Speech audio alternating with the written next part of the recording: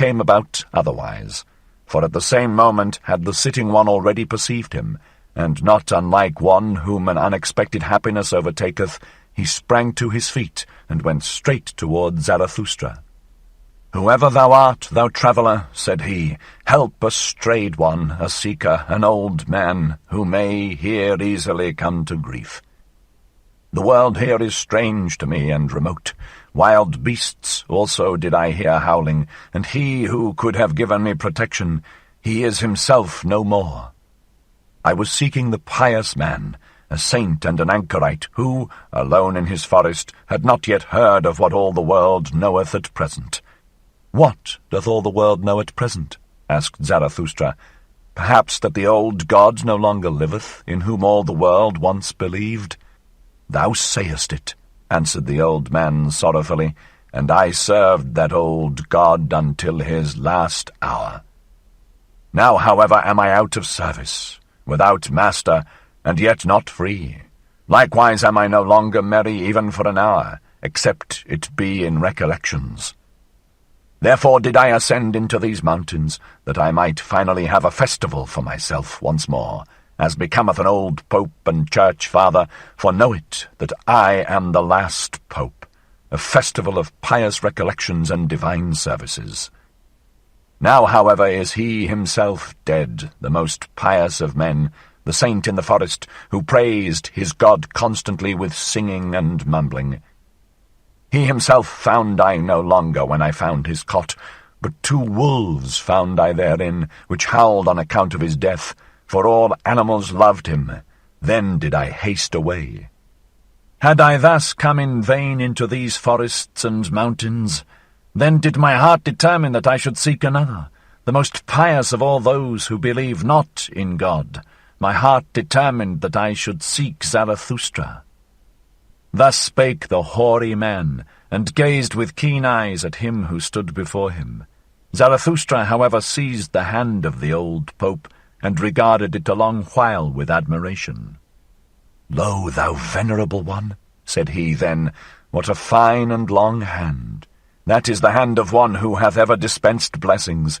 Now, however, doth it hold fast him whom thou seekest, me, Zarathustra. It is I, the ungodly Zarathustra, who saith, 'Who is ungodlier than I, that I may enjoy his teaching?'" Thus spake Zarathustra, and penetrated with his glances the thoughts and arrear thoughts of the old pope. At last the latter began, "He who most loved and possessed him hath now also lost him most. Though I myself am surely the most godless of us at present, but who could rejoice at that?" "Thou servedst him to the last?" asked Zarathustra thoughtfully, after a deep silence. "Thou knowest how he died? Is it true what they say, that sympathy choked him? That he saw how man hung on the cross and could not endure it, that his love to man became his hell and at last his death?" The old pope, however, did not answer, but looked aside timidly with a painful and gloomy expression.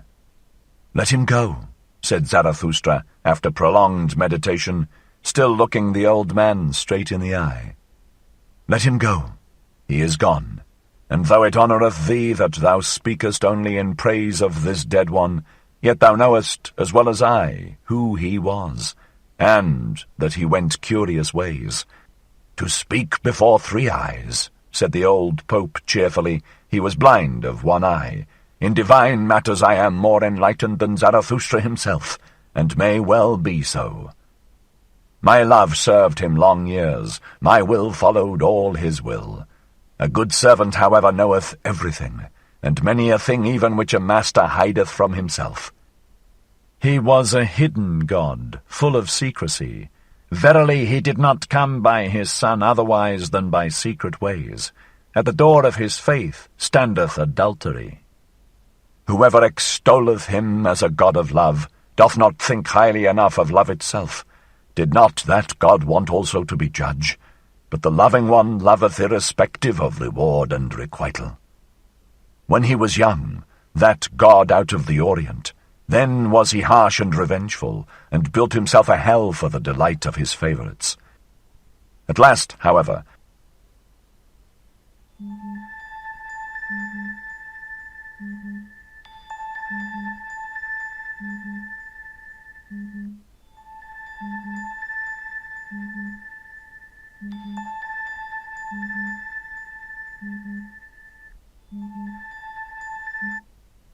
However, he became old and soft and mellow and pitiful, more like a grandfather than a father, but most like a tottering old grandmother.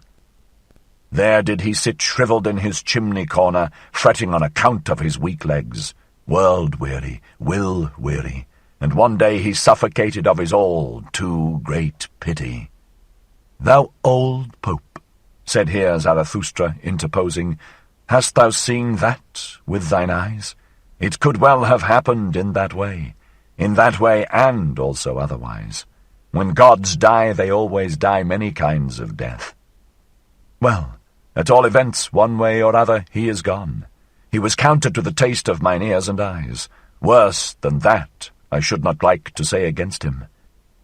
I love everything that looketh bright, and speaketh honestly.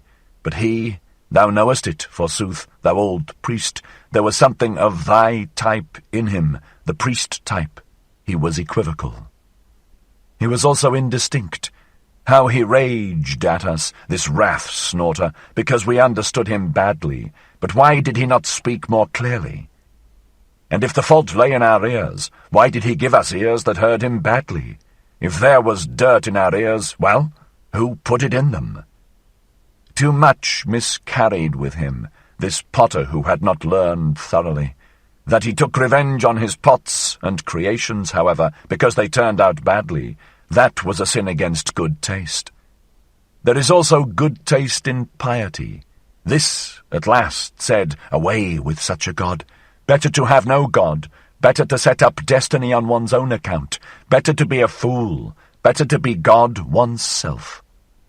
What do I hear? Said then the old Pope with intent ears. O Zarathustra, thou art more pious than thou believest, with such an unbelief. Some God in thee hath converted thee to thine ungodliness. Is it not thy piety itself which no longer letteth thee believe in a God? And thine over-great honesty will yet lead thee even beyond good and evil. Behold, what hath been reserved for thee. Thou hast eyes and hands and mouth, which have been predestined for blessing from eternity. One doth not bless with the hand alone. Nigh unto thee, though thou professest to be the ungodliest one, I feel a hale and holy odour of long benedictions. I feel glad and grieved thereby. Let me be thy guest, O Zarathustra, for a single night. Nowhere on earth shall I now feel better than with thee. Amen. So shall it be, said Zarathustra with great astonishment. Up thither leadeth the way, there lieth the cave of Zarathustra. Gladly, forsooth, would I conduct thee thither myself, thou venerable one, for I love all pious men. But now a cry of distress calleth me hastily away from thee. In my domain shall no one come to grief. My cave is a good haven, and best of all would I like to put every sorrowful one again on firm land and firm legs. Who, however, could take thy melancholy off thy shoulders? For that I am too weak. Long verily should we have to wait until someone reawoke thy God for thee. For that old God liveth no more. He is indeed dead. Thus spake Zarathustra. 67. The Ugliest Man. And again did Zarathustra's feet run through mountains and forests, and his eyes sought and sought, but nowhere was he to be seen whom they wanted to see, the sorely distressed sufferer and crier. On the whole way, however, he rejoiced in his heart, and was full of gratitude. What good things, said he, hath this day given me, as amends for its bad beginning? What strange interlocutors have I found? At their words will I now chew a long while, as at good corn. Small shall my teeth grind and crush them, until they flow like milk into my soul. When, however, the path again curved round a rock, all at once the landscape changed, and Zarathustra entered into a realm of death. Here bristled aloft black and red cliffs, without any grass, tree, or bird's voice, for it was a valley which all animals avoided, even the beasts of prey, except that a species of ugly, thick green serpent came here to die when they became old. Therefore the shepherds called this valley Serpent Death. Zarathustra, however, became absorbed in dark recollections, for it seemed to him as if he had once before stood in this valley, and much heaviness settled on his mind, so that he walked slowly and always more slowly, and at last stood still. Then, however, when he opened his eyes, he saw something sitting by the wayside, shaped like a man, and hardly like a man, something nondescript. And all at once there came over Zarathustra a great shame, because he had gazed on such a thing. Blushing up to the very roots of his white hair, he turned aside his glance, and raised his foot that he might leave this ill-starred place. Then, however, became the dead wilderness vocal, for from the ground a noise welled up, gurgling and rattling, as water gurgleth and rattleth at night through stopped-up water-pipes. And at last it turned into human voice and human speech. It sounded thus: "Zarathustra, Zarathustra, read my riddle. Say, say, what is the revenge on the witness? I entice thee back. Here is smooth ice. See to it that thy pride doth not here break its legs. Thou thinkest thyself wise, thou proud Zarathustra. Read then the riddle, thou hard nutcracker, the riddle that I am. Say then, who am I?" When, however, Zarathustra had heard these words, what think ye then took place in his soul? Pity overcame him, and he sank down all at once like an oak that hath long withstood many tree-fellers, heavily, suddenly, to the terror even of those who meant to fell it. But immediately he got up again from the ground, and his countenance became stern. "I know thee well," said he with a brazen voice. "Thou art the murderer of God. Let me go. Thou couldst not endure him who beheld thee. Whoever beheld thee, through and through, thou ugliest man, thou tookest revenge on this witness." Thus spake Zarathustra, and was about to go. But the nondescript grasped at a corner of his garment, and began anew to gurgle and seek for words. "Stay," said he at last. "Stay, do not pass by. I have divined what axe it was that struck thee to the ground. Hail to thee, O Zarathustra, that thou art again upon thy feet. Thou hast divined, I know it well, how the man feeleth who killed him, the murderer of God. Stay, sit down here beside me. It is not to no purpose. To whom would I go but unto thee? Stay, sit down. Do not, however, look at me. Honour thus mine ugliness. They persecute me. Now art thou my last refuge. Not with their hatred, not with their bailiffs. Oh, such persecution would I mock at, and be proud and cheerful. Hath not all success hitherto been with the well-persecuted ones? And he who persecuteth well learneth readily to be obsequent, when once he is put behind. But it is their pity. Their pity is it from which I flee away and flee to thee. O Zarathustra, protect me, thou my last refuge, thou sole one who divinedst me. Thou hast divined how the man feeleth who killed him. Stay, and if thou wilt go, thou impatient one, go not the way that I came. That way is bad. Art thou angry with me because I have already racked language too long, because I have already counselled thee? But know that it is I, the ugliest man, who have also the largest, heaviest feet. Where I have gone, the way is bad. I tread all paths to death and destruction. But that thou passedst me by in silence, that thou blushedst, I saw it well. Thereby did I know thee as Zarathustra. Everyone else would have thrown to me his arms, his pity in look and speech, but for that I am not beggar enough. That didst thou divine. For that I am too rich, rich in what is great, frightful, ugliest, most unutterable. Thy shame, O Zarathustra, honoured me. With difficulty did I get out of the crowd of the pitiful, that I might find the only one who at present teacheth that pity is obtrusive, thyself, O Zarathustra. Whether it be the pity of a god, or whether it be human pity, it is offensive to modesty, and unwillingness to help may be nobler than the virtue that rusheth to do so. That, however, namely pity, is called virtue itself at present by all petty people. They have no reverence for great misfortune, great ugliness, great failure. Beyond all these do I look, as a dog looketh over the backs of thronging flocks of sheep. They are petty, good-willed, grey people. As the heron looketh contemptuously at shallow pools, with backward bent head, so do I look at the throng of grey little waves and wills and souls. Too long have we acknowledged them to be right, those petty people. So we have at last given them power as well, and now do they teach that good is only what petty people call good. And truth is at present what the preacher spake, who himself sprang from them, that singular saint and advocate of the petty people, who testified of himself, I am the truth. That immodest one hath long made the petty people greatly puffed up, he who taught no small error when he taught, I am the truth. Hath an immodest one ever been answered more courteously? Thou, however, O Zarathustra, passedst him by, and saidst, Nay, nay, 3 times nay. Thou warnedst against his error, thou warnedst, the first to do so, against pity. Not every one, not none, but thyself and thy type.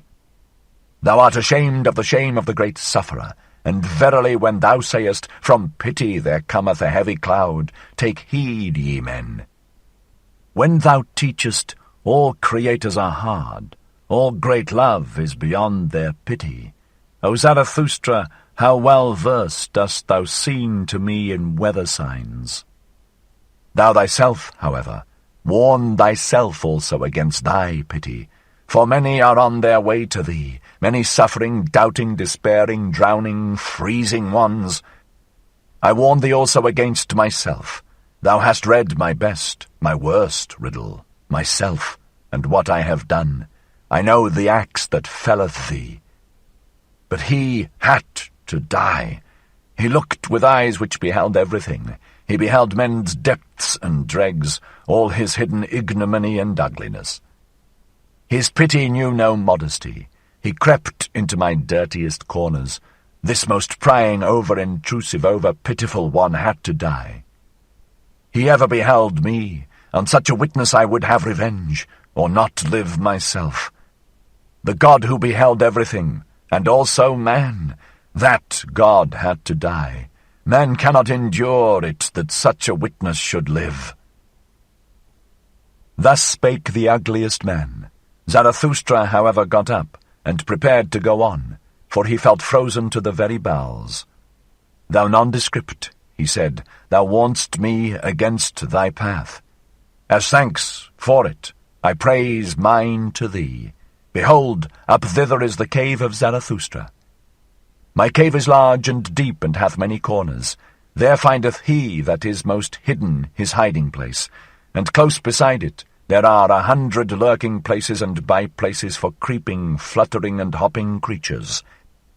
Thou outcast, who hast cast thyself out, thou wilt not live amongst men and men's pity? Well then, do like me. Thus wilt thou learn also from me. Only the doer learneth. And talk first and foremost to mine animals, the proudest animal and the wisest animal. They might well be the right counsellors for us both. Thus spake Zarathustra and went his way, more thoughtfully and slowly even than before, for he asked himself many things, and hardly knew what to answer. How poor indeed is man, thought he in his heart, how ugly, how wheezy, how full of hidden shame. They tell me that man loveth himself. Ah, how great must that self-love be, how much contempt is opposed to it. Even this man hath loved himself, as he hath despised himself. A great lover methinketh he is, and a great despiser. No one have I yet found who more thoroughly despised himself. Even that is elevation. Alas, was this, perhaps, the higher man whose cry I heard? I love the great despisers. Man is something that hath to be surpassed. 68. The Voluntary Beggar. When Zarathustra had left the ugliest man, he was chilled and felt lonesome. For much coldness and lonesomeness came over his spirit, so that even his limbs became colder thereby. When, however, he wandered on and on, uphill and down, at times past green meadows, though also sometimes over wild stony couches, where formerly perhaps an impatient brook had made its bed, then he turned all at once warmer and heartier again. "What hath happened unto me?" he asked himself. "Something warm and living quickeneth me. It must be in the neighbourhood. Already am I less alone. Unconscious companions and brethren rove around me. Their warm breath toucheth my soul." When, however, he spied about and sought for the comforters of his lonesomeness, behold, there were kine there standing together on an eminence, whose proximity and smell had warmed his heart. The kine, however, seemed to listen eagerly to a speaker, and took no heed of him who approached. When, however, Zarathustra was quite nigh unto them, then did he hear plainly that a human voice spake in the midst of the kine, and apparently all of them had turned their heads towards the speaker. Then ran Zarathustra up speedily and drove the animals aside, for he feared that someone had here met with harm, which the pity of the kine would hardly be able to relieve. But in this he was deceived, for behold, there sat a man on the ground who seemed to be persuading the animals to have no fear of him, a peaceable man and preacher on the mount, out of whose eyes kindness itself preached. "What dost thou seek here?" called out Zarathustra in astonishment. "What do I here seek?" answered he. "The same that thou seekest, thou mischief-maker, that is to say, happiness upon earth. To that end, however, I would fain learn of these kine, for I tell thee that I have already talked half a morning unto them, and just now were they about to give me their answer. Why dost thou disturb them? Except we be converted and become as kine, we shall in no wise enter into the kingdom of heaven, for we ought to learn from them one thing, ruminating. And verily, although a man should gain the whole world, and yet not learn one thing, ruminating, what would it profit him? He would not be rid of his affliction. His great affliction, that, however, is at present called disgust. Who hath not, at present, his heart, his mouth, and his eyes full of disgust? Thou also, but behold these kine. Thus spake the preacher on the mount, and turned then his own look towards Zarathustra, for hitherto it had rested lovingly on the kine. Then, however, he put on a different expression. "Who is this with whom I talk?" he exclaimed, frightened, and sprang up from the ground. "This is the man without disgust. This is Zarathustra himself, the surmounter of the great disgust. This is the eye, this is the mouth, this is the heart of Zarathustra himself."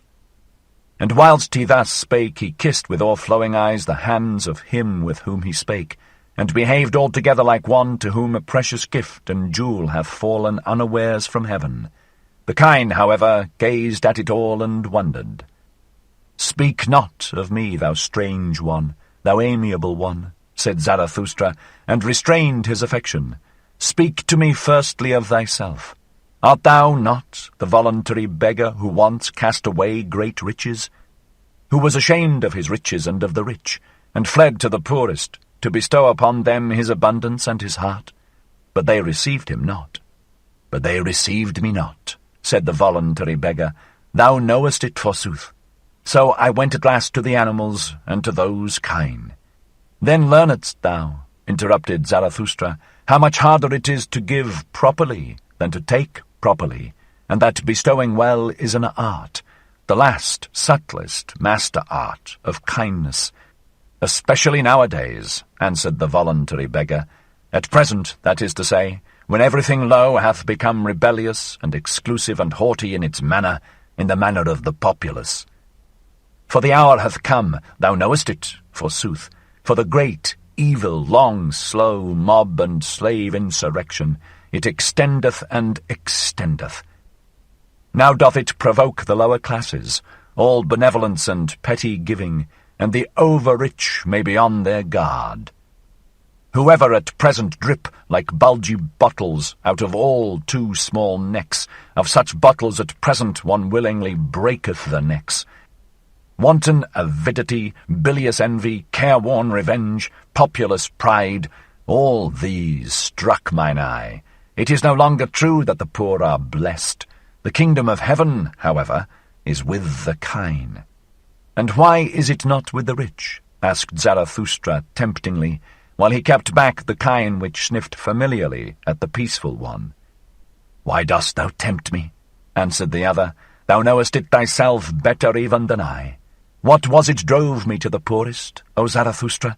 Was it not my disgust at the richest?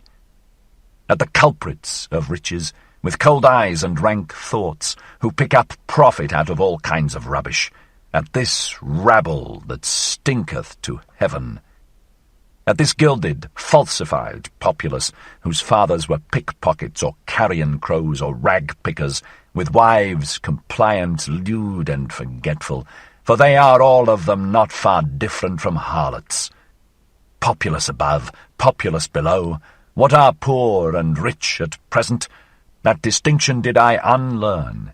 Then did I flee away further and ever further until I came to those kine. Thus spake the peaceful one, and puffed himself and perspired with his words, so that the kine wondered anew. Zarathustra, however, kept looking into his face with a smile. All the time the man talked so severely, and shook silently his head. Thou doest violence to thyself, thou preacher on the mount, when thou usest such severe words. For such severity neither thy mouth nor thine eye have been given thee. Nor, methinketh, hath thy stomach either. Unto it all such rage and hatred and foaming over is repugnant. Thy stomach wanteth softer things. Thou art not a butcher. Rather seemest thou to me a plant-eater and a root-man. Perhaps thou grindest corn. Certainly, however, thou art averse to fleshly joys, and thou lovest honey. Thou hast divined me well, answered the voluntary beggar with lightened heart. I love honey. I also grind corn, for I have sought out what tasteth sweetly and maketh pure breath. Also what requireth a long time, a day's work and a mouth's work for gentle idlers and sluggards. Furthest, to be sure, have those kine carried it. They have devised ruminating and lying in the sun. They also abstain from all heavy thoughts which inflate the heart. Well, said Zarathustra, thou shouldst also see mine animals, mine eagle and my serpent. Their like do not at present exist on earth. Behold, thither leadeth the way to my cave. Be tonight its guest, and talk to mine animals of the happiness of animals. Until I myself come home, for now a cry of distress calleth me hastily away from thee. Also, shouldst thou find new honey with me, ice-cold, golden-comb honey, eat it. Now, however, take leave at once of thy kine, thou strange one, thou amiable one, though it be hard for thee, for they are thy warmest friends and preceptors. One excepted whom I hold still dearer, answered the voluntary beggar.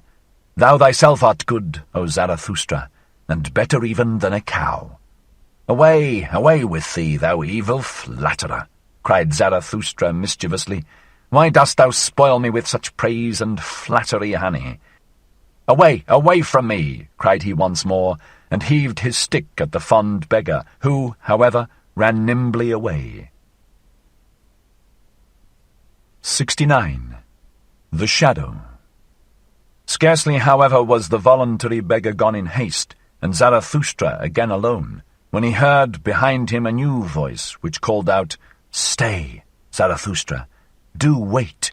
It is myself, forsooth, O Zarathustra, myself, thy shadow. But Zarathustra did not wait, for a sudden irritation came over him on account of the crowd and the crowding in his mountains. Whither hath my lonesomeness gone? Spake he. It is verily becoming too much for me. These mountains swarm. My kingdom is no longer of this world. I require new mountains. My shadow calleth me. What matter about my shadow? Let it run after me. I run away from it.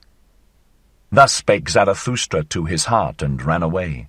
But the one behind followed after him, so that immediately there were 3 runners, one after the other, namely, foremost the voluntary beggar, then Zarathustra, and thirdly and hindmost his shadow.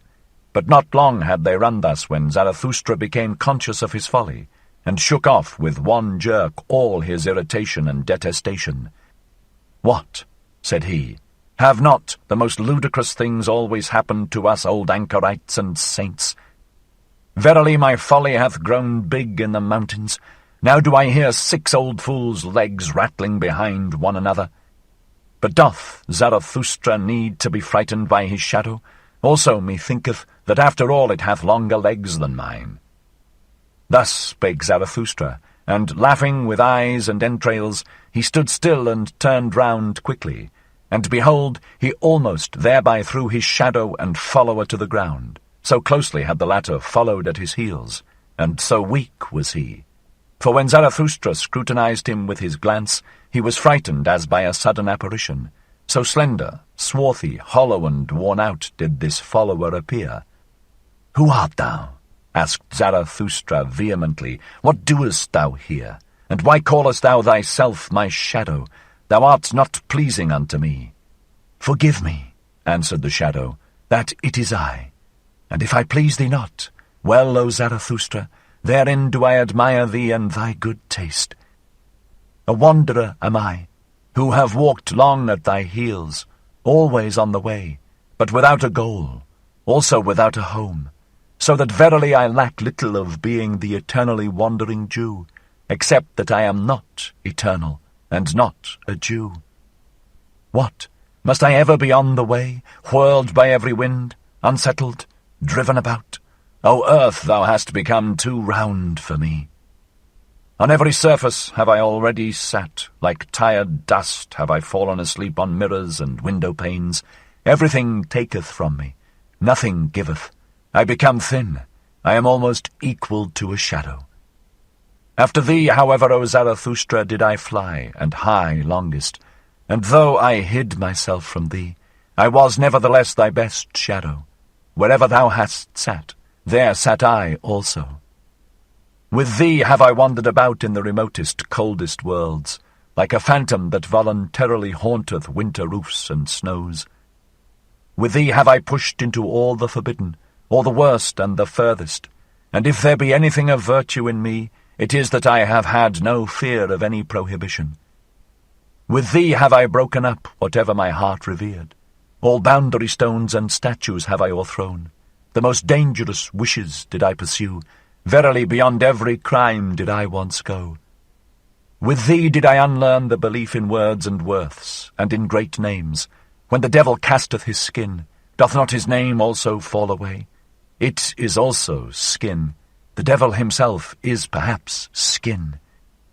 Nothing is true, all is permitted. So said I to myself. Into the coldest water did I plunge with head and heart. Ah, how oft did I stand there naked on that account, like a red crab. Ah, where have gone all my goodness and all my shame and all my belief in the good? Ah, where is the lying innocence which I once possessed, the innocence of the good and of their noble lies? Too oft, verily, did I follow close to the heels of truth. Then did it kick me in the face. Sometimes I meant to lie, and, behold, then only did I hit the truth. Too much hath become clear unto me. Now it doth not concern me any more. Nothing liveth any longer that I love. How should I still love myself? To live as I incline, or not to live at all, so do I wish. So wisheth also the holiest. But alas, how have I still inclination? Have I still a goal, a haven towards which my sail is set? A good wind? Ah, he only who knoweth whither he saileth knoweth what wind is good, and a fair wind for him. What still remaineth to me? A heart weary and flippant, an unstable will, fluttering wings, a broken backbone. This seeking for my home, O Zarathustra, dost thou know that this seeking hath been my home sickening? It eateth me up. Where is my home? For it do I ask and seek, and have sought, but have not found it. O eternal everywhere, O eternal nowhere, O eternal in vain. Thus spake the shadow, and Zarathustra's countenance lengthened at his words. "Thou art my shadow," said he at last sadly. "Thy danger is not small, thou free spirit and wanderer. Thou hast had a bad day. See that a still worse evening doth not overtake thee. To such unsettled ones as thou seemeth at last even a prisoner blessed. Didst thou ever see how captured criminals sleep? They sleep quietly, they enjoy their new security. Beware lest in the end a narrow faith capture thee, a hard rigorous delusion. For now everything that is narrow and fixed seduceth and tempteth thee. Thou hast lost thy goal. Alas, how wilt thou forego and forget that loss? Thereby hast thou also lost thy way. Thou poor rover and rambler, thou tired butterfly, wilt thou have a rest and a home this evening? Then go up to my cave. Thither leadeth the way to my cave, and now will I run quickly away from thee again. Already lieth, as it were, a shadow upon me. I will run alone, so that it may again become bright around me. Therefore must I still be a long time merrily upon my legs. In the evening, however, there will be dancing with me. Thus spake Zarathustra. 70. Noontide. And Zarathustra ran and ran, but he found no one else and was alone, and ever found himself again. He enjoyed and quaffed his solitude, and thought of good things for hours. About the hour of noontide, however, when the sun stood exactly over Zarathustra's head, he passed an old bent and gnarled tree which was encircled round by the ardent love of a vine, and hidden from itself. From this there hung yellow grapes in abundance, confronting the wanderer. Then he felt inclined to quench a little thirst, and to break off for himself a cluster of grapes. When, however, he had already his arm outstretched for that purpose, he felt still more inclined for something else, namely to lie down beside the tree at the hour of perfect noontide and sleep. This Zarathustra did, and no sooner had he laid himself on the ground in the stillness and secrecy of the variegated grass than he had forgotten his little thirst, and fell asleep. For as the proverb of Zarathustra saith, one thing is more necessary than the other, only that his eyes remained open, for they never grew weary of viewing and admiring the tree and the love of the vine. In falling asleep, however, Zarathustra spake thus to his heart, Hush, hush, hath not the world now become perfect? What hath happened unto me? As a delicate wind danceth invisibly upon parkade seas, light, feather light, so danceth sleep upon me. No eye doth it close to me, it leaveth my soul awake. Light is it, verily feather light. It persuadeth me, I know not how, it toucheth me inwardly with a caressing hand. It constraineth me, yea, it constraineth me so that my soul stretcheth itself out. How long and weary it becometh, my strange soul! Hath a seventh day evening come to it precisely at noontide? Hath it already wandered too long blissfully among good and ripe things? It stretcheth itself out long, longer. It lieth still, my strange soul. Too many good things hath it already tasted. This golden sadness oppresseth it. It distorteth its mouth. As a ship that putteth into the calmest cove, it now draweth up to the land, weary of long voyages and uncertain seas. Is not the land more faithful? As such a ship huggeth the shore, tuggeth the shore, then it sufficeth for a spider to spin its thread from the ship to the land. No stronger ropes are required there. As such a weary ship in the calmest cove, so do I also now repose, nigh to the earth, faithful, trusting, waiting, bound to it with the lightest threads. O happiness, wilt thou perhaps sing, O my soul? Thou liest in the grass, but this is the secret, solemn hour, when no shepherd playeth his pipe. Take care, hot noontide sleepeth on the fields. Do not sing, hush, the world is perfect. Do not sing, thou prairie bird, my soul, do not even whisper. Lo, hush, the old noontide sleepeth, it moveth its mouth. Doth it not just now drink a drop of happiness? An old brown drop of golden happiness, golden wine, something whisketh over it, its happiness laugheth, thus laugheth a god. Hush! For happiness, how little sufficeth for happiness! Thus spake I once and thought myself wise, but it was a blasphemy. That have I now learned. Wise fools speak better.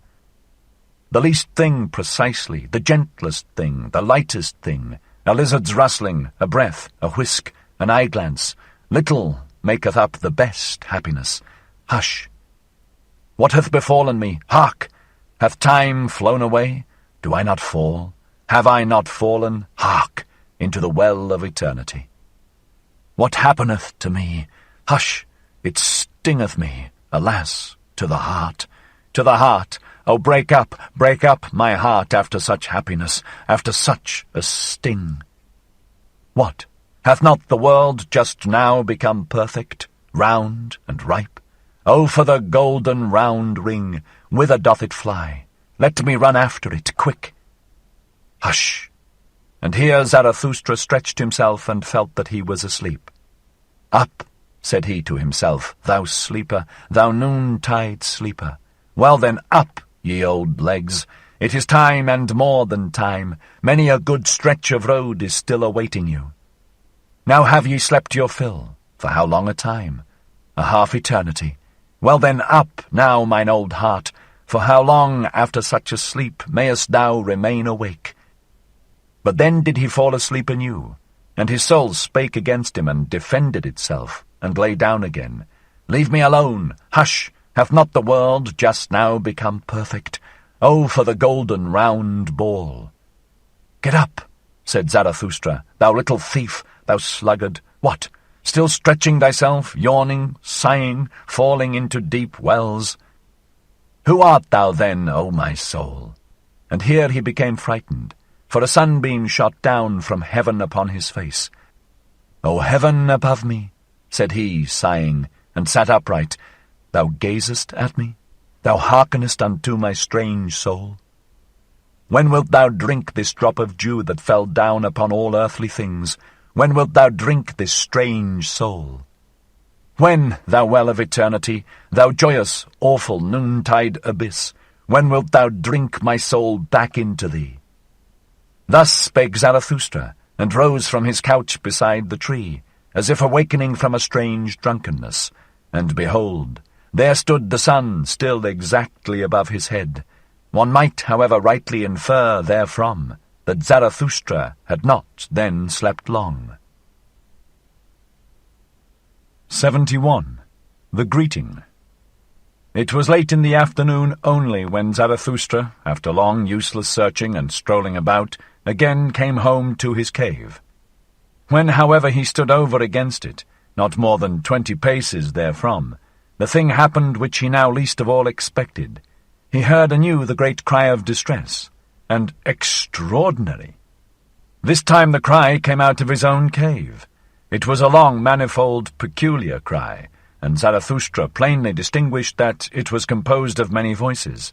Although heard at a distance, it might sound like the cry out of a single mouth.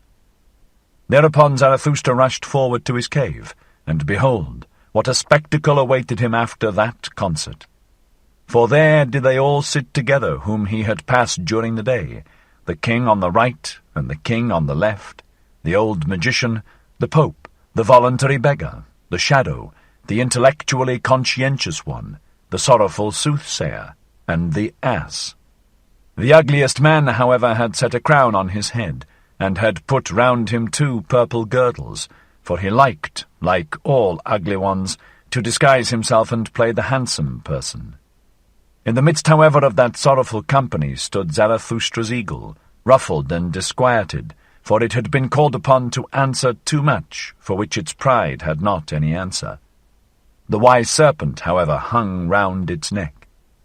All this did Zarathustra behold with great astonishment. Then, however, he scrutinized each individual guest with courteous curiosity, read their souls and wondered anew. In the meantime, the assembled ones had risen from their seats, and waited with reverence for Zarathustra to speak. Zarathustra, however, spake thus: "Ye despairing ones, ye strange ones, so it was your cry of distress that I heard. And now do I know also where he is to be sought, whom I have sought for in vain today, the higher man. In mine own cave sitteth he, the higher man. But why do I wonder? Have not I myself allured him to me by honey offerings and artful lure calls of my happiness? But it seemeth to me that ye are badly adapted for company. Ye make one another's hearts fretful, ye that cry for help, when ye sit here together. There is one that must first come. One who will make you laugh once more, a good jovial buffoon, a dancer, a wind, a wild romp, some old fool. What think ye? Forgive me, however, ye despairing ones, for speaking such trivial words before you, unworthy verily of such guests. But ye do not divine what maketh my heart wanton. Ye yourselves do it, and your aspect, forgive it me, for every one becometh courageous who beholdeth a despairing one. To encourage a despairing one, every one thinketh himself strong enough to do so. To myself have ye given this power, a good gift, mine honourable guests, an excellent guests present. Well, do not then upbraid when I also offer you something of mine. This is mine empire and my dominion. That which is mine, however, shall this evening and tonight be yours. Mine animals shall serve you. Let my cave be your resting place. At house and home with me shall no one despair. In my purlieus do I protect everyone from his wild beasts, and that is the first thing which I offer you, security. The second thing, however, is my little finger, and when ye have that, then take the whole hand also, yea, and the heart with it. Welcome here, welcome to you, my guests." Thus spake Zarathustra, and laughed with love and mischief. After this greeting his guests bowed once more and were reverentially silent. The king on the right, however, answered him in their name. "O Zarathustra, by the way in which thou hast given us thy hand and thy greeting, we recognize thee as Zarathustra. Thou hast humbled thyself before us. Almost hast thou hurt our reverence. Who, however, could have humbled himself as thou hast done with such pride? That uplifteth us ourselves. A refreshment is it to our eyes and hearts. To behold this merely, gladly would we ascend higher mountains than this, for as eager beholders have we come. We wanted to see what brighteneth dim eyes. And lo, now is it all over with our cries of distress. Now are our minds and hearts open and enraptured. Little is lacking for our spirit to become wanton. There is nothing, O Zarathustra, that groweth more pleasingly on earth than a lofty, strong will. It is the finest growth. An entire landscape refresheth itself at one such tree. To the pine do I compare him, O Zarathustra, which groweth up like thee, tall, silent, hardy, solitary, of the best, supplest wood, stately. In the end, however, grasping out for its dominion with strong green branches, asking weighty questions of the wind, the storm, and whatever is at home on high places. Answering more weightily a commander, a victor. Oh, who should not ascend high mountains to behold such growths? At thy tree, O Zarathustra, the gloomy and ill-constituted also refresh themselves. At thy look, even the wavering become steady and heal their hearts.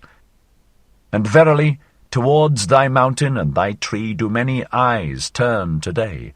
A great longing hath arisen, and many have learned to ask, Who is Zarathustra?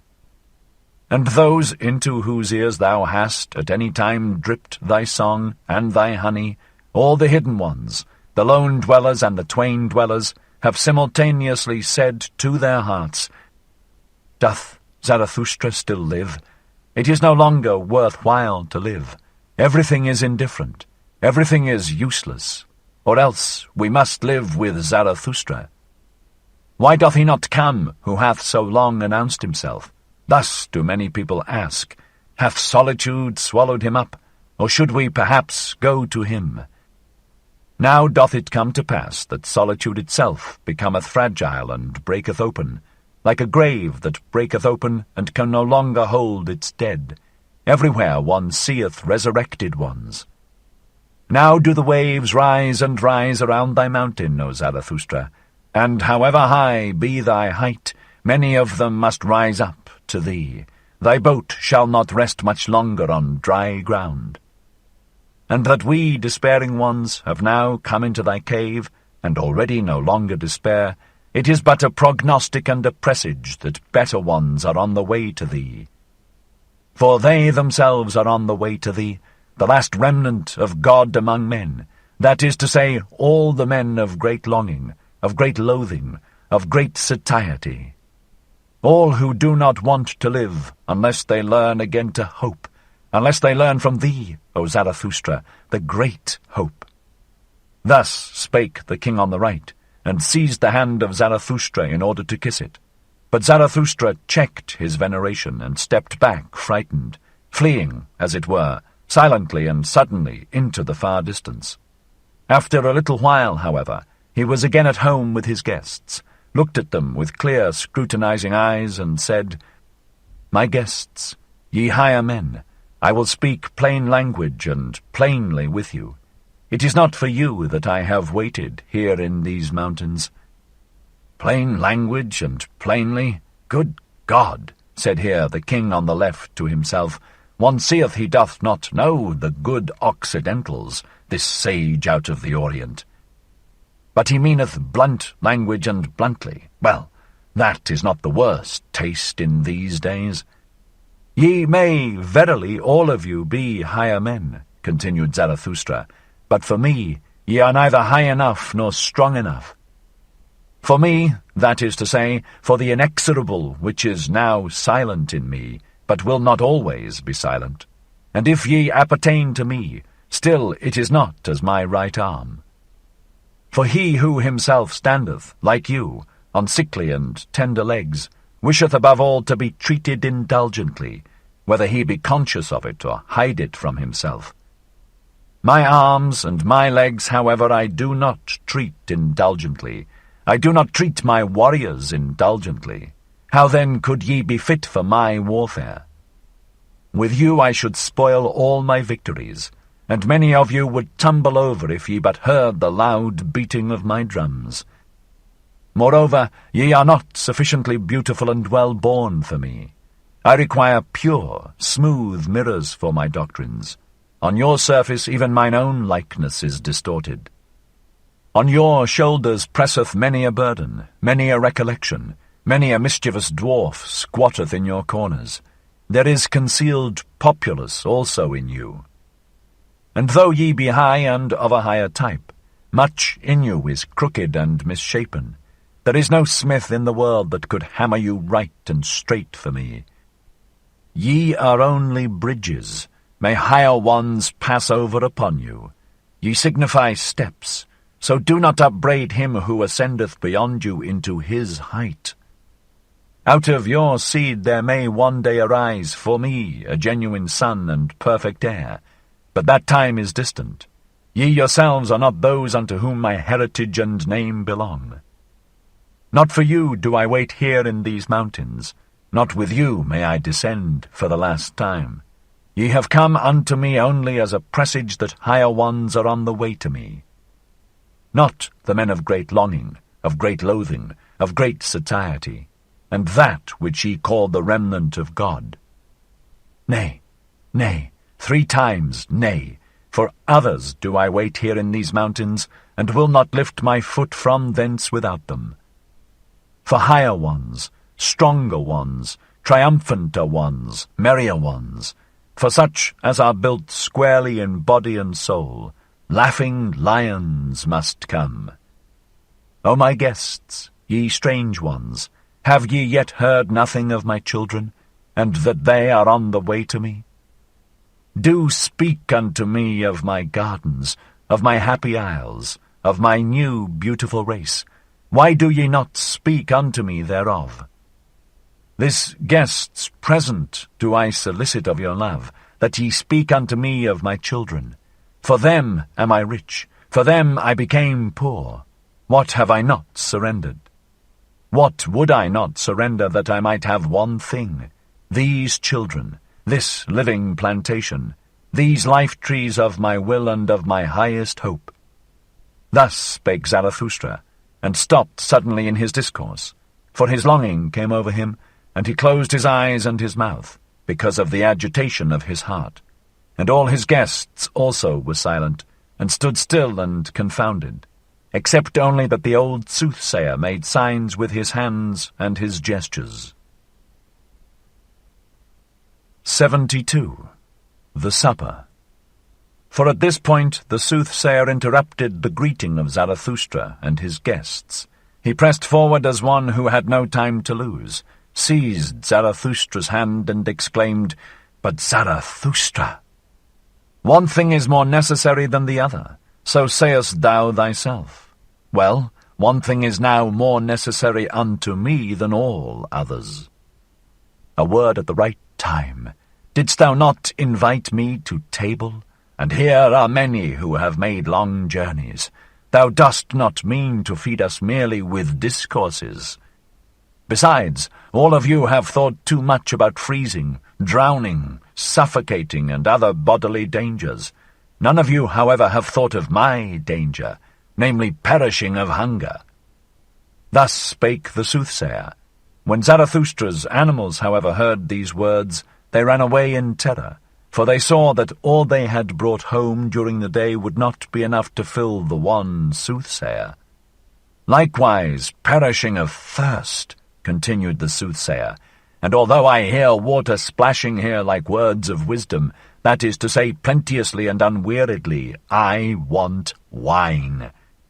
Not everyone is a born water-drinker like Zarathustra, neither doth water suit weary and withered ones. We deserve wine. It alone giveth immediate vigour and improvised health."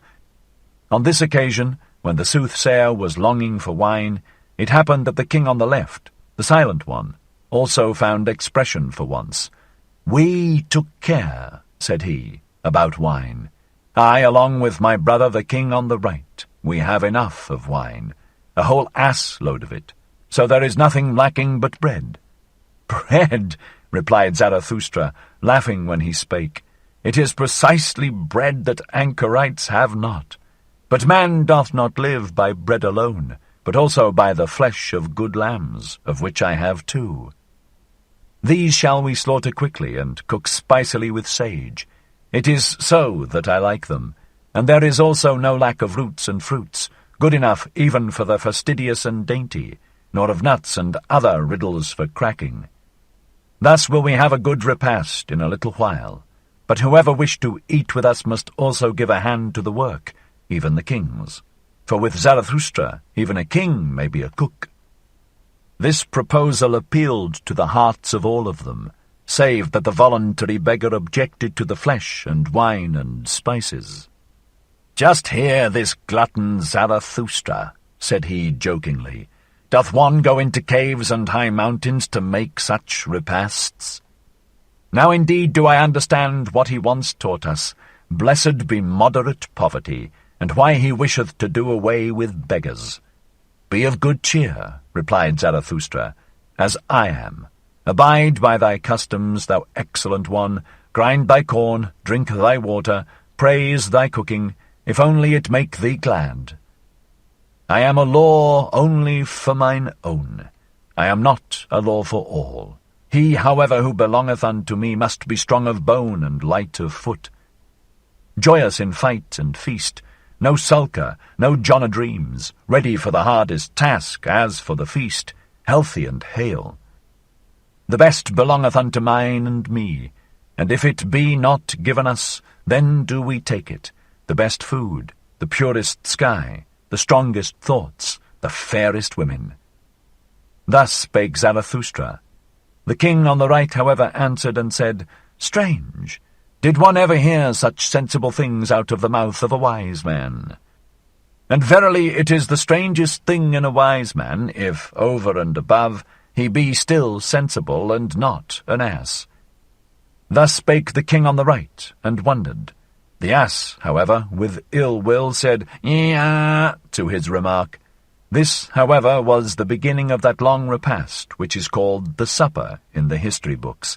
At this there was nothing else spoken of but the higher man. 73. The higher man. 1. When I came unto men for the first time, then did I commit the anchorite folly, the great folly. I appeared on the marketplace. And when I spake unto all, I spake unto none. In the evening, however, rope dancers were my companions, and corpses, and I myself almost a corpse. With the new morning, however, there came unto me a new truth. Then did I learn to say, Of what account to me are marketplace and populace noise, and long populous ears? Ye higher men, learn this from me. On the marketplace no one believeth in higher men. But if ye will speak there, very well. The populace, however, blinketh. We are all equal. Ye higher men, so blinketh the populace. There are no higher men. We are all equal. Man is man. Before God we are all equal. Before God. Now, however, this God hath died. Before the populace, however, we will not be equal. Ye higher men, away from the marketplace. 2. Before God. Now, however, this God hath died. Ye higher men, this God was your greatest danger. Only since he lay in the grave have ye again arisen. Now only cometh the great noontide. Now only doth the higher man become master. Have ye understood this word, O my brethren? Ye are frightened. Do your hearts turn giddy? Doth the abyss here yawn for you? Doth the hellhound here yelp at you? Well, take heart, ye higher men. Now only travaileth the mountain of the human future. God hath died. Now do we desire the Superman to live. 3. The most careful ask today, how is man to be maintained? Zarathustra, however, asketh, as the first and only one, how is man to be surpassed? The Superman I have at heart. That is the first and only thing to me, and not man, not the neighbour, not the poorest, not the sorriest, not the best. O my brethren, what I can love in man is that he is an overgoing and a downgoing, and also in you there is much that maketh me love and hope. In that ye have despised, ye higher men, that maketh me hope, for the great despisers are the great reverers. In that ye have despaired, there is much to honour, for ye have not learned to submit yourselves, ye have not learned petty policy. For today have the petty people become master. They all preach submission and humility and policy and diligence and consideration and the long etc. of petty virtues. Whatever is of the effeminate type, whatever originateth from the servile type, and especially the populous mishmash, that wisheth now to be master of all human destiny. Oh, disgust, disgust, disgust! That asketh and never tireth, how is man to maintain himself best, longest, most pleasantly? Thereby are they the masters of today. These masters of today, surpass them, O my brethren. These petty people, they are the Superman's greatest danger. Surpass, ye higher men, the petty virtues, the petty policy, the sand-grain considerateness, the ant-hill trumpery, the pitiable comfortableness, the happiness of the greatest number. and rather despair than submit yourselves. And verily I love you, because ye know not today how to live, ye higher men, for thus do ye live best. 4. Have ye courage, O my brethren? Are ye stout-hearted? Not the courage before witnesses, but anchorite and eagle courage, which not even a god any longer beholdeth. Cold souls, mules, the blind and the drunken, I do not call stout-hearted. He hath heart who knoweth fear, but vanquisheth it, who seeth the abyss, but with pride. He who seeth the abyss, but with eagle's eyes, he who with eagle's talons graspeth the abyss, he hath courage. 5. Man is evil. So said to me for consolation all the wisest ones. Ah, if only it be still true today, for the evil is man's best force. Man must become better and eviler. So do I teach. The evilest is necessary for the superman's best. It may have been well for the preacher of the petty people to suffer and be burdened by men's sin. I, however, rejoice in great sin as my great consolation. Such things, however, are not said for long ears. Every word also is not suited for every mouth. These are fine, far-away things. At them sheep's claws shall not grasp. 6. Ye higher men, think ye that I am here to put right what ye have put wrong?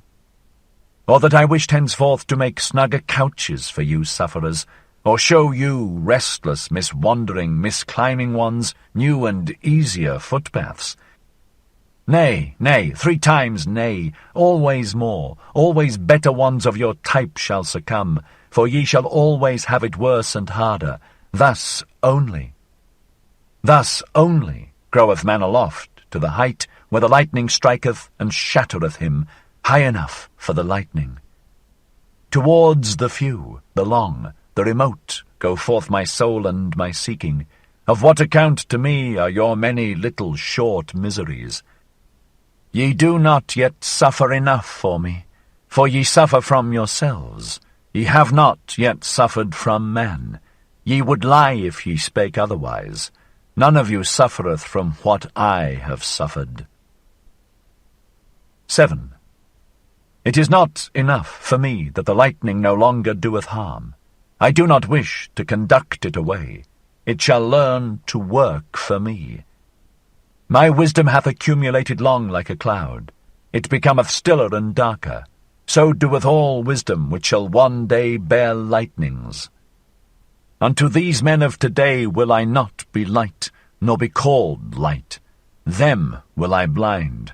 Lightning of my wisdom, put out their eyes. 8.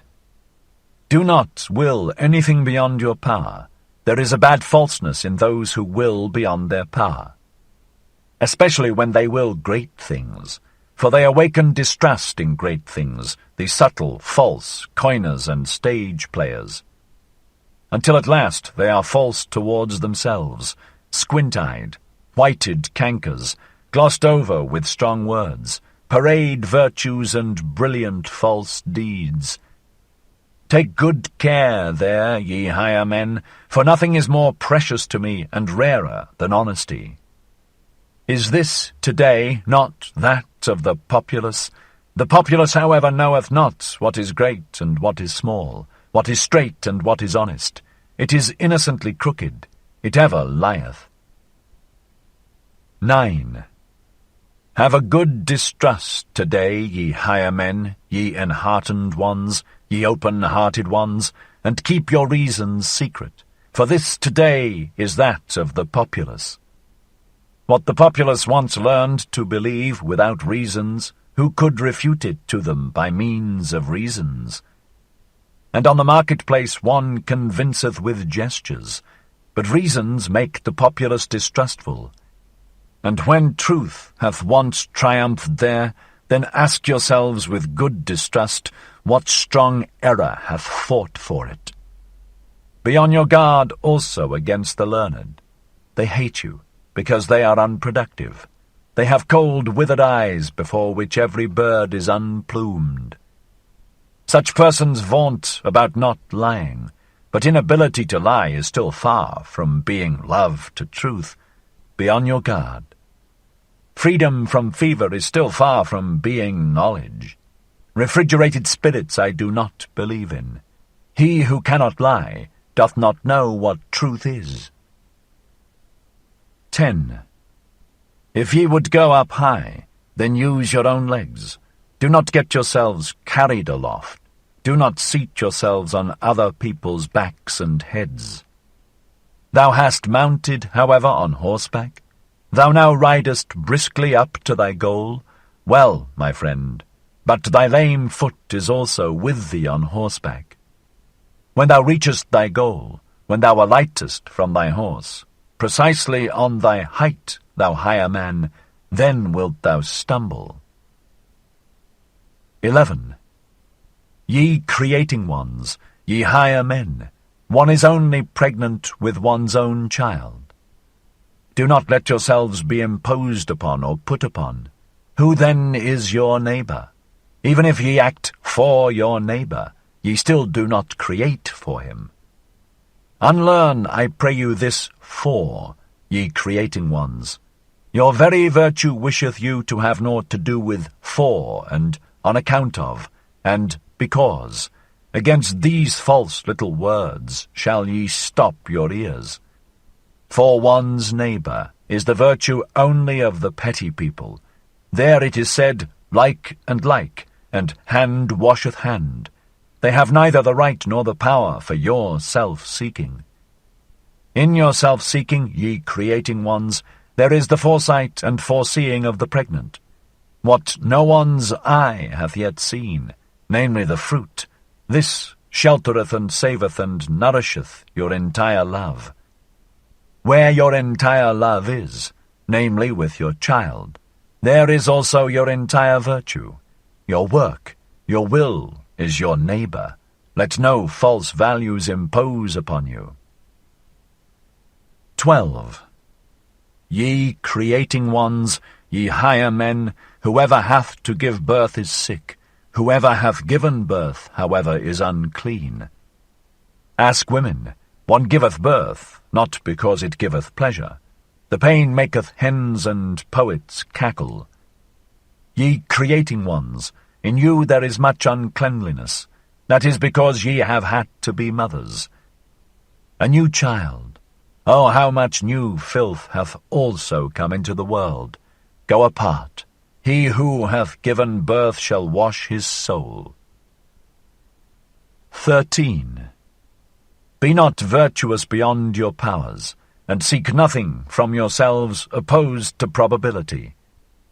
Walk in the footsteps in which your father's virtue hath already walked. How would ye rise high if your father's will should not rise with you? He, however, who would be a firstling, let him take care, lest he also become a lastling. And where the vices of your fathers are, there should ye not set up as saints. He whose fathers were inclined for women, and for strong wine and flesh of wild boar swine, what would it be if he demanded chastity of himself? A folly would it be. Much verily doth it seem to me for such a one, if he should be the husband of one, or of two, or of three women. And if he founded monasteries, and inscribed over their portals the way to holiness, I should still say, what good is it? It is a new folly. He hath founded for himself a penance house and refuge house. Much good may it do, but I do not believe in it. In solitude there groweth what any one bringeth into it, also the brute in one's nature. Thus is solitude inadvisable unto many. Hath there ever been anything filthier on earth than the saints of the wilderness? Around them was not only the devil loose, but also the swine. 14. Shy, ashamed, awkward, like the tiger whose spring hath failed, thus, ye higher men, have I often seen you slink aside. A cast which ye made had failed. But what doth it matter, ye dice-players? ye had not learned to play and mock, as one must play and mock, do we not ever sit at a great table of mocking and playing? And if great things have been a failure with you, have ye yourselves therefore been a failure? And if ye yourselves have been a failure, hath man therefore been a failure? If man, however, hath been a failure, well then, never mind. 15. The higher its type, always the seldomer doth a thing succeed. Ye higher men here, have ye not all been failures? Be of good cheer. What doth it matter? How much is still possible? Learn to laugh at yourselves as ye ought to laugh. What wonder even that ye have failed, and only half succeeded, ye half-shattered ones? Doth not man's future strive and struggle in you? Man's furthest, profoundest, star-highest issues, his prodigious powers, do not all these foam through one another in your vessel? What wonder that many a vessel shattereth? Learn to laugh at yourselves as ye ought to laugh. Ye higher men, oh, how much is still possible! And verily, how much hath already succeeded? How rich is this earth in small, good, perfect things, in well-constituted things!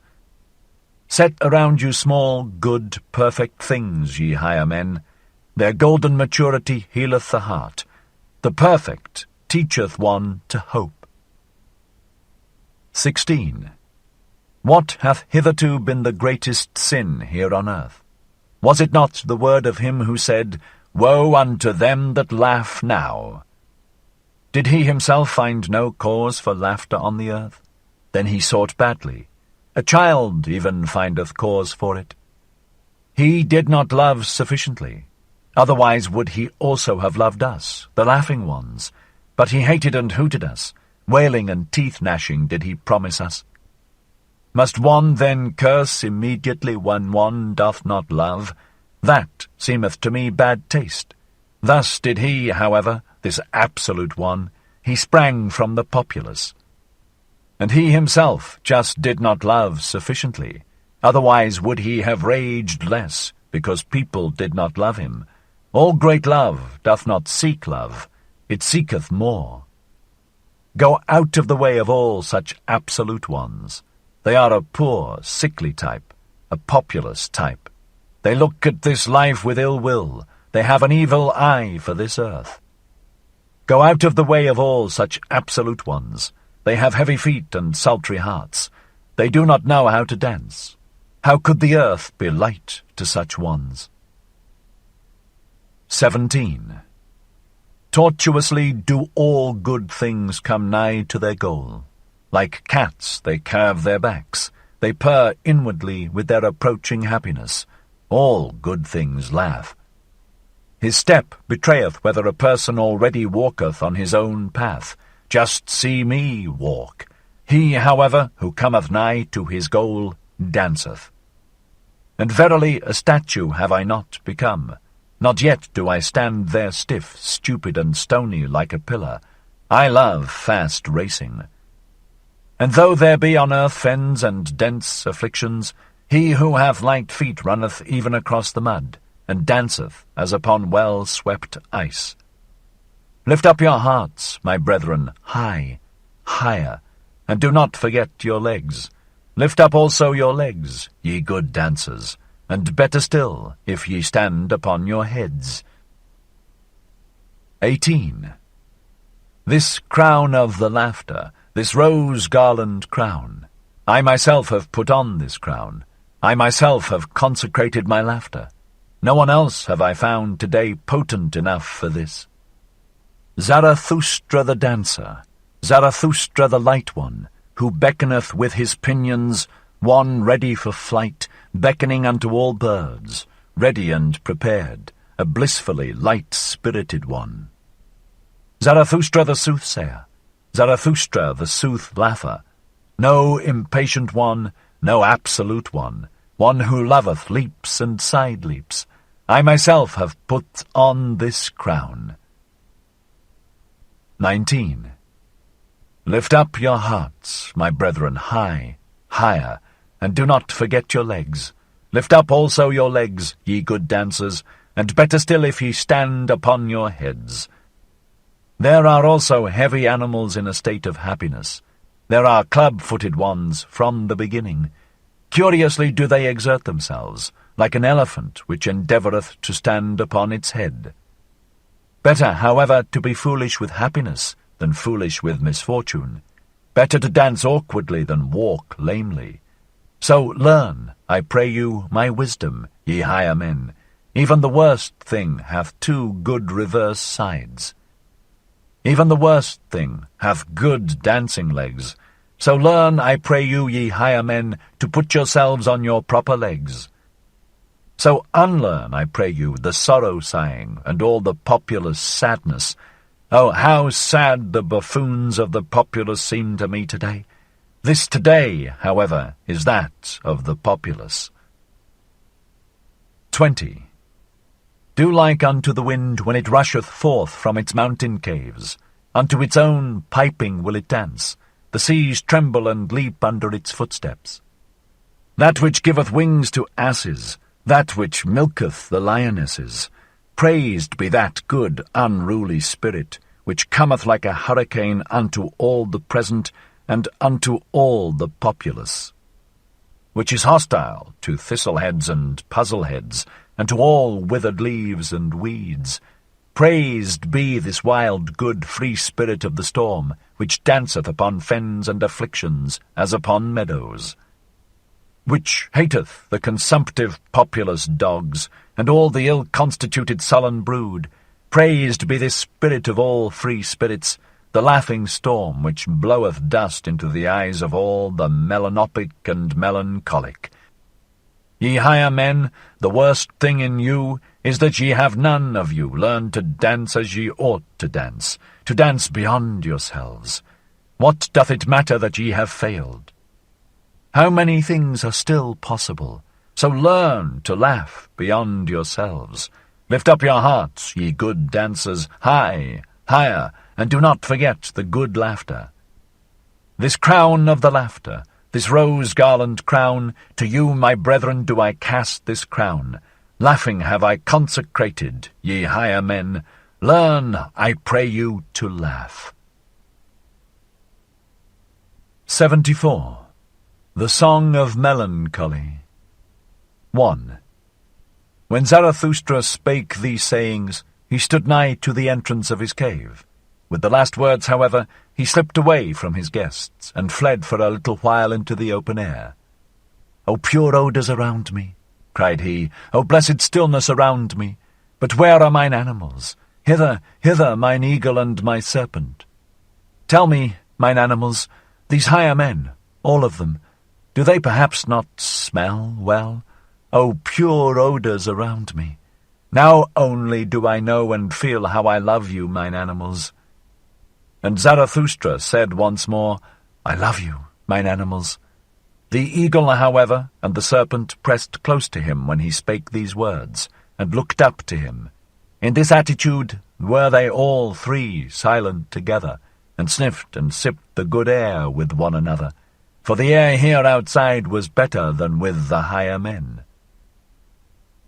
2. Hardly, however, had Zarathustra left the cave when the old magician got up, looked cunningly about him, and said, "He is gone. And already, ye higher men, let me tickle you with this complimentary and flattering name, as he himself doeth. Already doth mine evil spirit of deceit and magic attack me, my melancholy devil, which is an adversary to this Zarathustra from the very heart. Forgive it for this. Now doth it wish to conjure before you. It hath just its hour.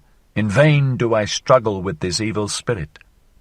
Unto all of you, whatever honours ye like to assume in your names, whether ye call yourselves the free spirits, or the conscientious, or the penitents of the spirit, or the unfettered, or the great longers, unto all of you who like